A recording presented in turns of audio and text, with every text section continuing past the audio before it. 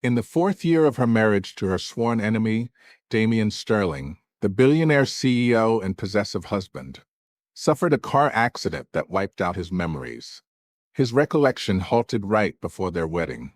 When he spotted the wedding ring on Avery Sinclair's finger, he sneered inwardly, wondering who could be so unlucky to marry her.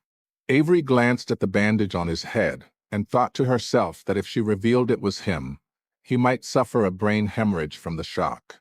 She decided to brush it off, assuring him it wasn't him anyway. He pressed on about when she had gotten married, and she casually mentioned it was 4 years ago. Curious about what he had done back then, she teased that he had given her a massive red envelope as a gift. His eyes narrowed in disbelief, knowing that was impossible given their history. For some reason, the beautiful woman felt a twinge of melancholy. Indeed, with his amnesia, he was harder to fool. Their relationship had always been one of rivals. He would sooner spike the guests' food with laxatives at her wedding to turn it into the biggest joke in history than give her a gift. Watching his bewildered expression, Avery's hand moved faster than her brain, reaching out to pinch his cheek playfully. She suggested they head home, and his eyes lit up with a spark of hope. In her mind, she quickly concocted a reason his family, the Sterlings, had gone bankrupt, and now he was her servant. The once unbreakable Damian Sterling shattered completely at that moment. To make the act convincing, Avery had already tipped off the household staff and coordinated with his parents to let him recover at home without worrying about the company. So when he clung to his last shred of doubt and called his parents from the car, they confirmed the bankruptcy, addressing him as their son who had lost everything. He hung up, his eyes rimming with red, the proud heir reduced to a penniless nobody. After a long silence, he asked what he did at her place. She listed chores like laundry, cooking, serving tea, and even washing her feet. He turned away to stare out the window, his sharp profile etched with despair, adding a fragile beauty that tugged at the heartstrings. Anyone would sigh at how heartbreakingly vulnerable he looked. Inside, Avery was thrilled beyond words, struggling to keep a straight face.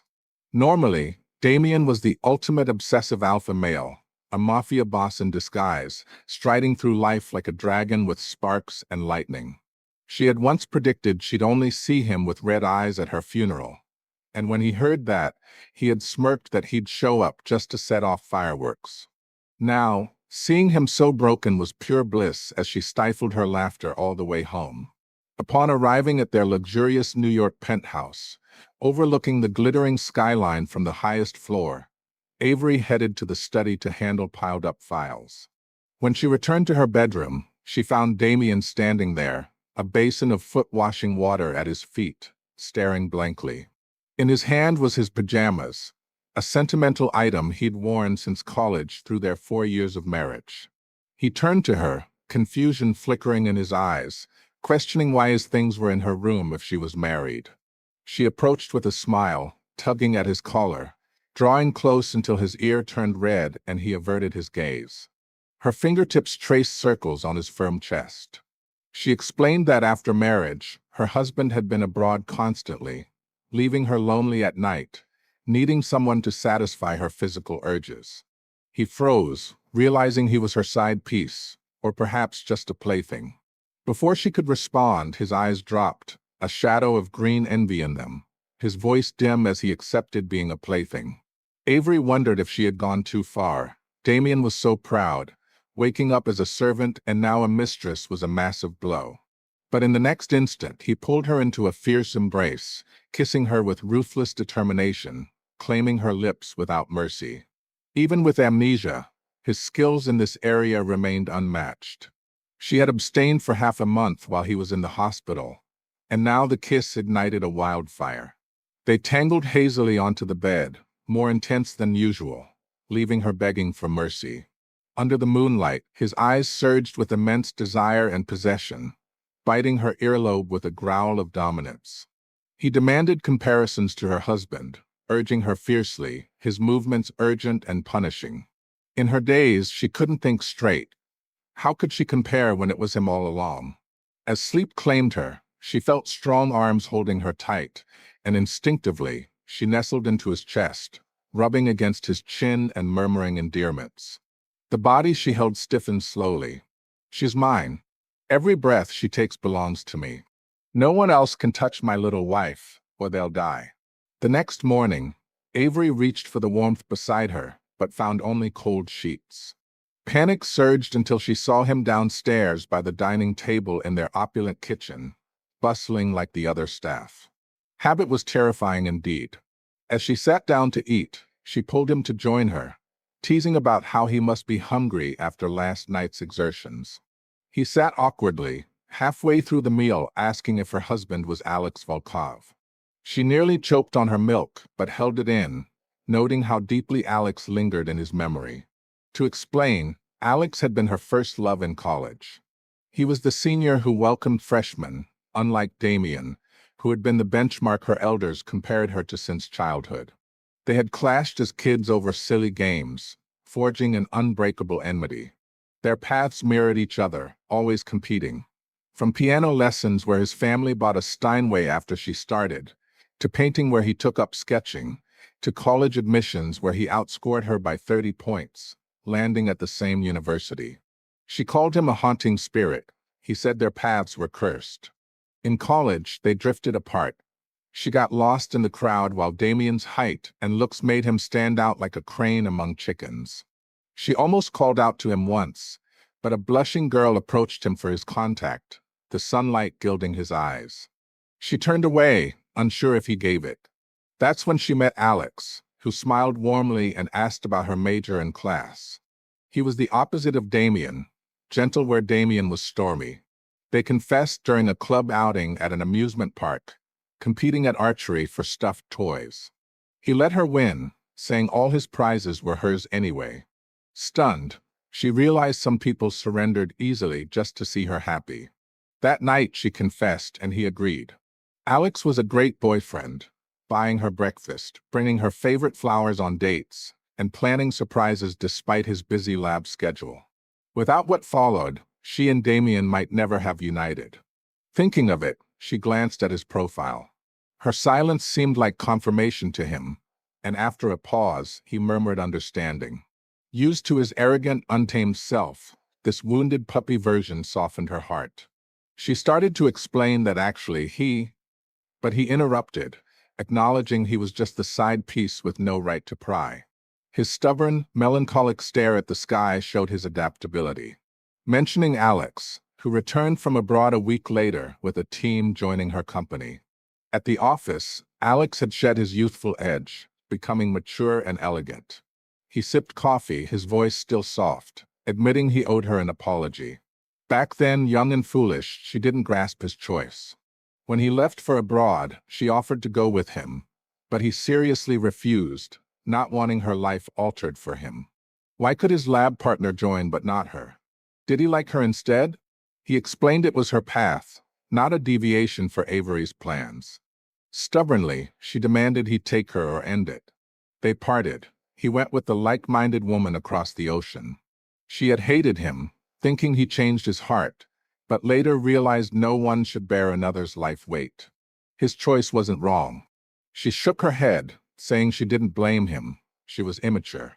He asked if she was well these years, his gaze on her ring, pressing if she was happy. Recalling how Damien had begged to come with her that morning, only to sulk back to bed like a hidden lover when refused, she smiled and affirmed her happiness. A flash of loss crossed Alex's face. After a silence, he revealed knowing about her flash marriage 2 months after their breakup, wanting to return but too late. He felt he drove her to rashness, suggesting perhaps things could be fixed. His words flustered her, spilling hot coffee that burned her hand, swelling it red. Alex grabbed her hand in concern. A clatter from the doorway revealed Damien, his stunning face peeking through the crack. From his view, it looked like Avery and Alex in a tender moment. His eyes reddened, lips thinning in fragile hurt. In his mind, he was the beauty-reliant side piece facing the rightful husband's return, forced to swallow his pride. He muttered an apology for interrupting and left. Avery yanked her hand free, chasing him. With his long legs, she caught him at the elevator, employees pretending to work while eavesdropping on the gossip. Grabbing his wrist, she turned him around, words catching at his red-rimmed, aggrieved eyes that pierced her heart, dousing her anger. Instinctively, she cupped his face, cooing over his hurt. He swatted her hand away, saying her husband was back so he should leave. She pleaded for him to listen, considering confessing he was her real husband. Though she adored this fragile version, his pain twisted her insides. Actually, you're my... But Alex caught up then, extending a hand. Damien eyed it, his hurt morphing back to cold arrogance. Even as a side piece, he'd maintained dignity. He shook hands firmly, knuckles whitening with force. Alex looked puzzled. After 4 years apart, why the hostility? But he invited them to lunch anyway. So the three sat at the same table in awkward harmony. In college, once she dated Alex, Damien faded from her sight. Once heading home, she spotted him leaning on his car, smoking, a habit she thought he avoided. She frowned. He noticed and stubbed it out. Through the haze, he asked if she truly liked Alex. She retorted if not, then him? He demanded where he fell short. Everywhere, she snapped. Moonlight shadowed his lonely eyes as he hummed and drove off. After that, they rarely met. Enemies could avoid each other if one chose. To host, she let Alex order first. He named a spicy dish, and Damien's eyes chilled, pointing out she didn't like spicy anymore.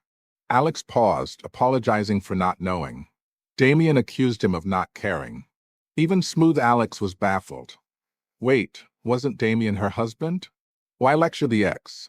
Damien, seeing Alex's shock, doubled down, as if saying the uncaring one married her, not him. He probed Alex's years abroad, prioritizing work over her, asking if he knew her struggles. Avery was stunned. Her struggles?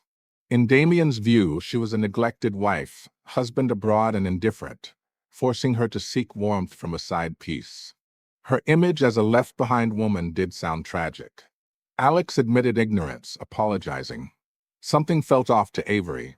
She quickly served Damien food to silence him. He eyed her protectiveness toward Alex, pondering, then his eyes lit up dangerously. She braced. What now? He declared Alex would lose her that way, and compared to him, she cared more about Damien now. You're mine to ruin, baby girl. Touch her and die. She's my good girl, my possessive obsession in this dark romance. As the story progressed, Avery's deception unraveled amid opulent scenes, champagne toasts in penthouses, gala nights in designer gowns.